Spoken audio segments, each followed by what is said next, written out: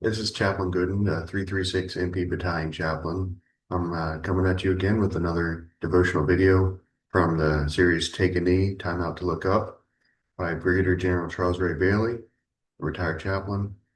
Today's devotional is called The Shadow of Fear. And fear is a big topic. It touches all of our lives at some point, doesn't it? So let me read this to you.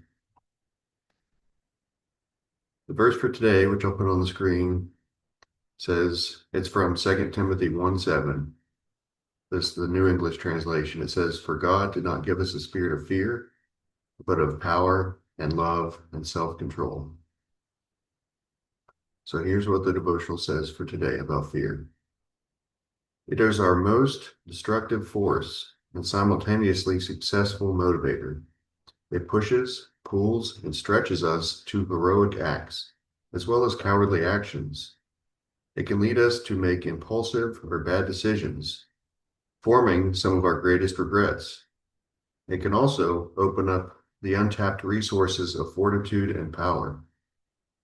It is a four-letter word you know so well: fear.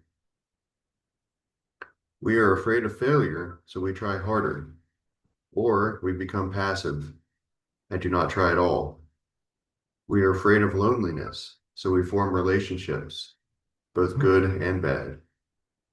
Fear can make you faster and more accurate in focus, or it can make you fumble with doubt.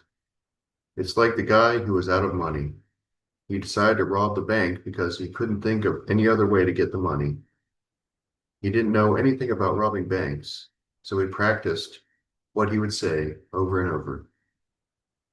He got a revolver and a sack. Then he practiced sticking the sack over the counter and pointing the gun in someone's face, saying, "Don't mess with me. This is a stick-up." When it came time for the real thing, he was really nervous, but he was confident in his routine. However, inside the bank, fear took over, and he handed the lady the revolver, pointed the sack at her, and said, "Don't stick with me. This is a mess up." Yes, you could mess up, but at least you try. Fear is a weapon and a tool in our lives. It's the shadow following us to motivate us or coercing us to give up. It can freeze us up so we do not even attempt anything, or it can make us try harder. It is a flight or fight motivator. A football player got to start on the football team his sophomore year. He received the opening kickoff and dropped the ball, picked it up, broke through in the open, and raced down the sidelines with nobody after him. But as he was running, he glanced to his right and saw the shadow of somebody chasing him. He ran faster, but the guy stayed right behind him. He didn't want the guy to catch him, so he dove into the end zone. He looked back, and there was no one behind him. The shadow he had been running from was his own. Fear will make people run from their own shadow and do foolish things. It can also force us to draw on our inner resources, allowing us to achieve great things. Fear is normal. You will feel it today in various degrees.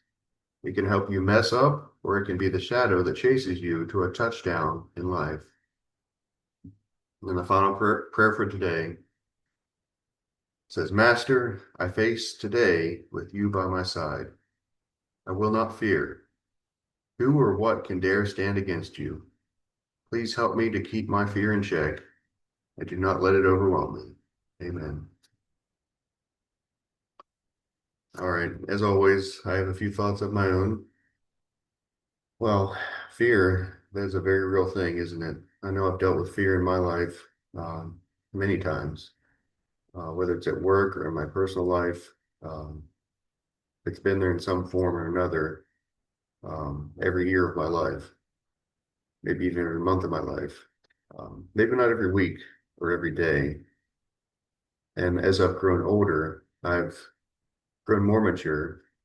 Some would say not in every area of my life, but as far as fear goes, I've learned to give that to the Lord.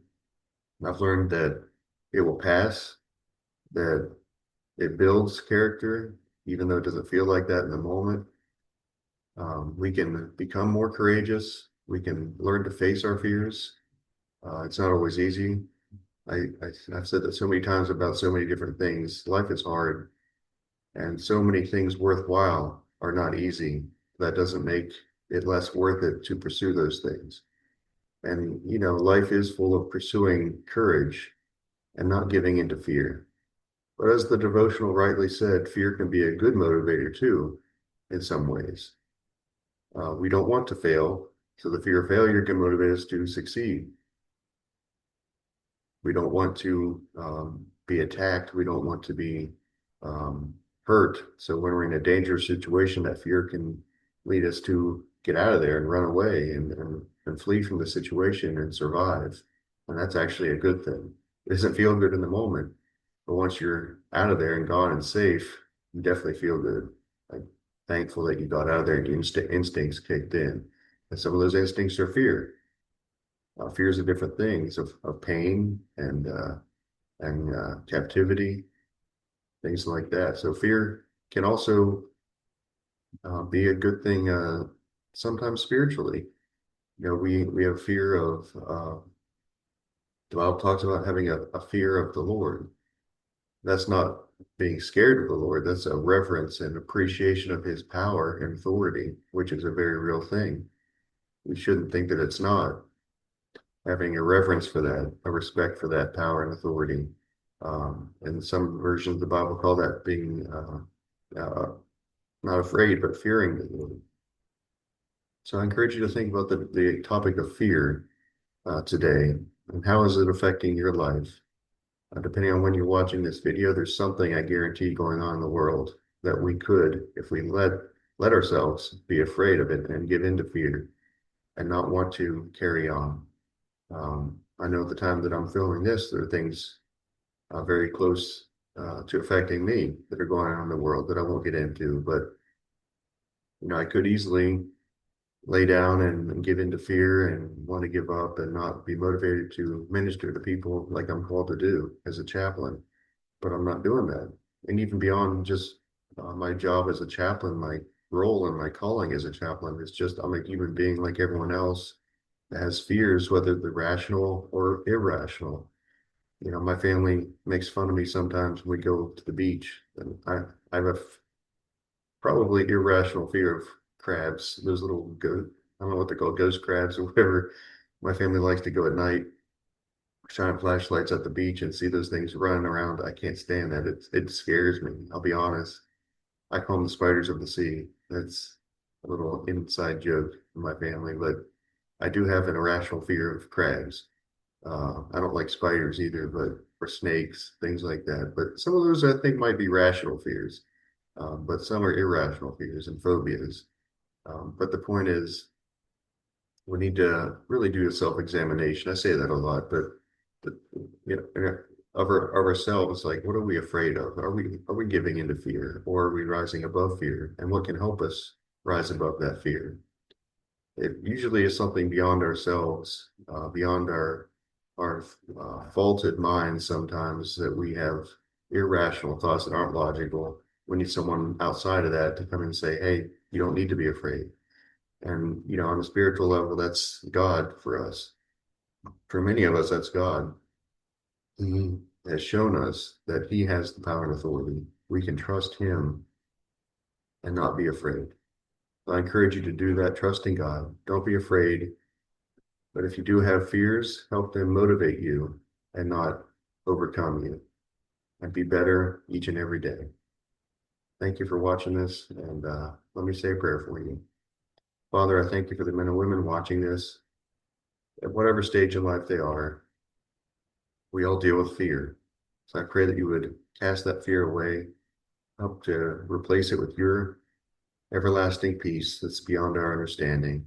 Help them to be motivated by fear sometimes in life if that helps them, or you can use that to help every one of us. So I pray that would happen as well, that they be successful in their endeavors, not be overcome by evil or fear, but overcome those things with good, and your awesome power.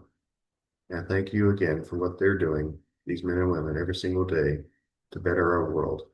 And I pray all these things in Jesus' name.